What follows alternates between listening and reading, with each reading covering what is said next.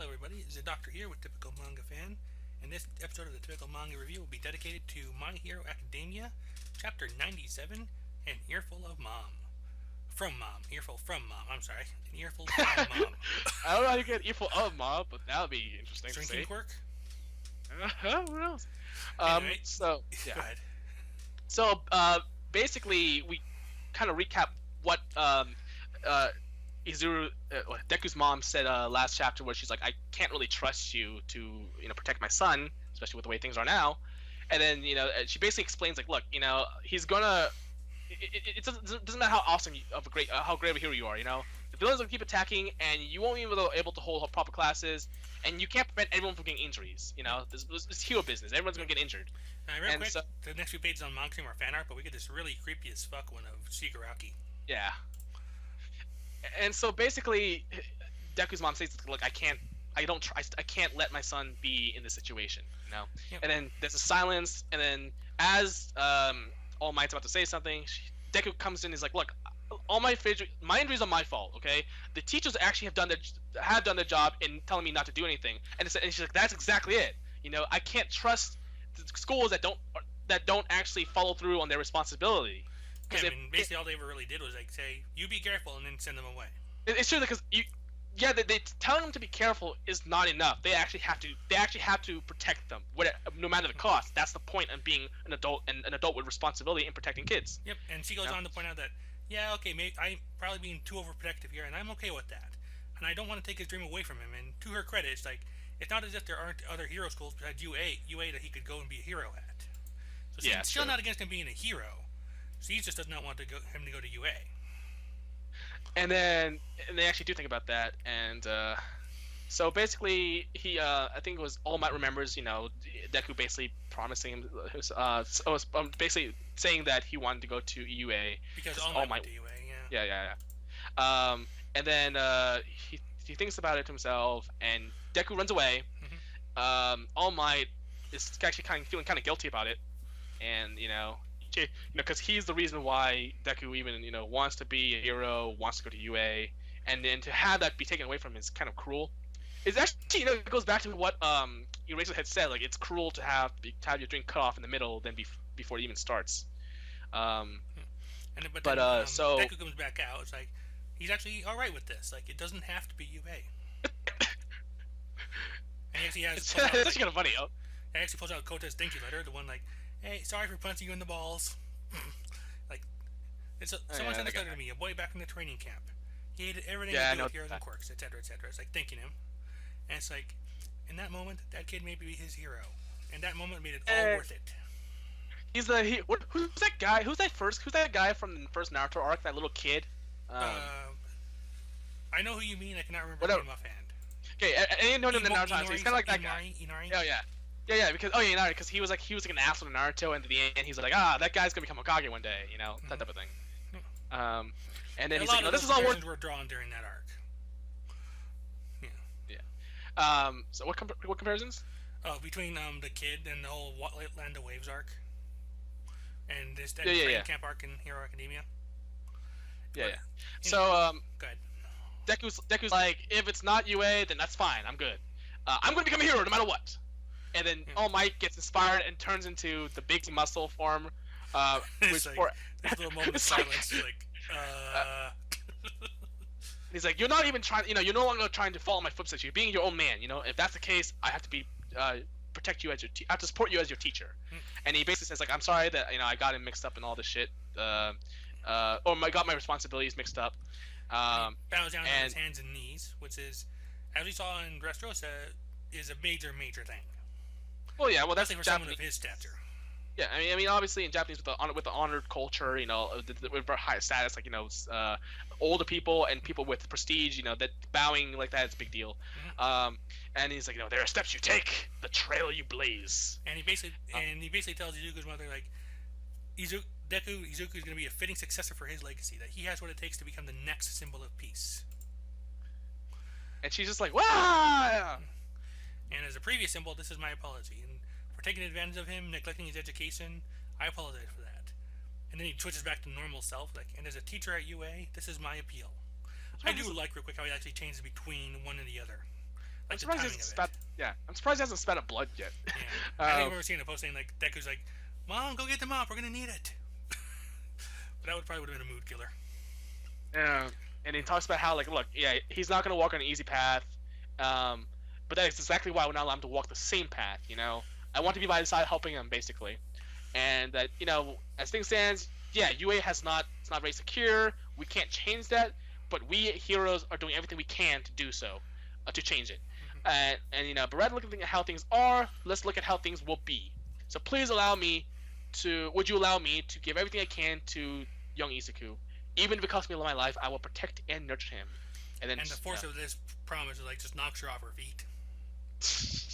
And then the mom was like, she can't accept that promise as it is, like, because All Might is what Izuku lives for. Like, and she doesn't strictly hate UA, and she wants him to be happy. So, don't lay down your life no matter what. Go on living and protecting and nurturing him to the fullest extent you can. Like, if that's something you can promise me, then I won't stand in your way. And he makes that promise right away. Yep. I almost have wonder here if the way he sometimes goes into English, if he actually says "I promise" in English. Probably does. I wouldn't be surprised. So, and Deku, real quick, Deku also promises to try to make sure his mom doesn't worry anymore. Yeah. And then she thinks to herself, I don't want him to go, but I know that he's grown up to a point where the hero amount is basically speaking highly of him, and to that you can't be any happier than that, Mm-hmm. And so eventually, All Might's like, hey, you got a great mom, and he's like, he thinks to himself, you've been a natural born hero for a long time. It's been a while. It's been a while since someone's talked to me like that to me. And he says how she actually reminds him of his master, her hairstyle or something. Yeah. Hair. That's because he's a strong person. And like, oh man, that skeleton guy's creepy. Like, okay, I cannot see. How can I still call myself All Might looking like this? I'm not adjusted yet. Okay, I'll see you at school later. Yeah, like panics. It's kind of weird because you think at this point his I guess his image of being that way is not spread across everywhere yet, Plus, or maybe people are not used to it. They might not realize it's him. Yeah, and his mom cries. I feel like they're saying goodbye forever, but it's just he's kind of like going to college. Yeah, it's going to. Is he even that far away? It's like 10 minutes away. He's close enough he can get there on his own anyway. But at this point, and like we've got a little bit of narration here, so it begins set at UA a new chapter, and we get like a nice little shot of everybody, and someone here. Actually, a couple things I want to draw attention to. Like if you look at third row on the right, you see Mineta like staring at the woman's butt. Ida is already in class in the bottom row. Wait, which one? Oh yeah, you're right at the butt. Yeah. I only just now realized, like, look at this. Like, you can actually see a couple of them in each other's shots. Like, actually, speaking of seeing, I see the invisible girl in the other shot, one of the other shots too. Yeah, and just to the right of that, you can see like the animus guy, like in Kyoka. Yeah. Actually, it's the same thing too. It's the same shot. It's the thing. Yeah, just different angles. And I love the fact that Aoyama's like it's just his face. like it's almost like he knows he's on camera, so he's mugging for the camera. Yeah. I wonder if we could get another angle on him. Like it's like he's looking in front of some type of mirror or something, like the breaking the fourth wall or something. Oh, actually, here another one. There's like you see Kaminari there, like drinking milk on the top row. Who's he next to? Oh, okay, that's the other guy there down Sero. Okay. Yeah. And I think also you can see Asui with Mineta. Yeah. Like she's just like staring at him like. Okay, I'm gonna go tongue slap him now. I only just realized I like that shot a lot more now. But yeah, and that's pretty much the end of the chapter though. But this like starting with the next chapter, they're gonna be staying like UA dorms. Like I wonder if they're gonna get possibly paired up as roommates, things like that. So we'll see how. So we'll get some fun with that. And it seems to be like we're all leading up to something big for the 100. Does it seem that way? Yeah. For 100, because we're at 97 now. So what's the? Yeah, probably. I'm not surprised. It'd be very over the top to do so, and it seems like an over the top manga. So I'm not surprised. It's like it's the one thing I really do like about the series in general is like they can do like the most standard cliche stuff, like the whole like knock her off her feet thing earlier we were talking about. But the way to deliver it so well that it's okay. It's not a problem. what I think, I don't know if I said this before. I think My Hero Academia, I said that the reason why it works is because it doesn't try to be different. Like, it's not trying to be unique in the sense that it's not trying to break the boundaries of its genre. It's actually kind of like, basically, how do I say this? It's like, it's succeeding because it doesn't try, but it knows what it is. Yeah, that's what spells a lot of success for a lot of shows, like knowing what you are and working with that. Like, if you're Well, that's what Marvel does, right? Marvel, maybe. I mean, it's definitely not what like the DC movies have been doing. Well, like, no, exactly. The DC movies try to do something big and huge, and it fails. Marvel movies, I think one of the critics said, like, the reason why it succeeds is because it doesn't try to be any. It doesn't try to be over the. It doesn't try to exceed what it is, you know. Yep. I'm trying to find out the word what I'm saying though. Like, it flourishes. Okay, it flourishes in it. There you go. It doesn't try to exceed this genre. It flourishes in it. So, yeah, My Hero Academia is all about over the top. It's taking what you know and making it in a fun way. It's not trying to be unique. It's not trying to say some deep stuff overly deep stuff. I mean, it can have deep stuff in it. Oh, yeah. But it understands. It's basically going back to the core of what comics were in back in the early 90s. I mean, early 1900s or 1930s. 1900s is nearly 100 years ago. Yeah, I was when I say 1900s, I was thinking of just in that range, so like in the first 23 years, because But when were comics made originally, like 1930?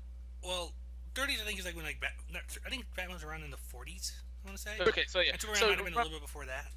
Maybe, okay. So roughly around that part is what I think it's trying to get back to the core, what it was like to read a comic for the first time. And so when you get to that basic point, you don't want to try to do something different because you just want to work with something that had worked for such a long time, but that sometimes you want to get into the root of it. Of course, in the same way, it's like it's precisely because they're doing that they actually are achieving something a little different. Exactly. Yeah.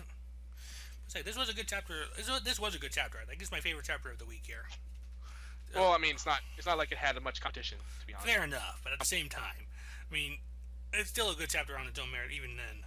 I mean, just because I like how the mom was actually in a situation like this, you'd expect something like a Chi-Chi mom. You know what I mean? Like getting all super protective, like not wanting her baby to be hurt at all. But despite, I remember even last week, I know she was kind of turning on this despite her promise to support him as a hero. But she's still not against that. She was willing to let him still study to be a hero. She just didn't trust that particular school. Yeah, but the thing, remember that. Well, I mean, Chi-Chi also agreed to go on fight too. With extreme reluctance. Well, I guess that's true here as well. But it's basically only because the literal fate of the world was at stake. Well, I mean, it's kind of, maybe. In this case, he mostly is acknowledging the fact that the man Deku looked up to most thinks this much of him. I think that's ultimately one of the things that changed their mind on this. I mean, Deku's hero is praising him to this extent. Yeah. So I think that's about it, right? Yeah, at the very least, it's not so much that there's a weak chapter. It's I think we covered a lot of stuff on the way there. So yeah, I think we're good to go here. All right. Yep. Okay, good. So that's been our review of My Hero Academia, chapter 97, An Earful from Mom. Go ahead and take us away. Bye.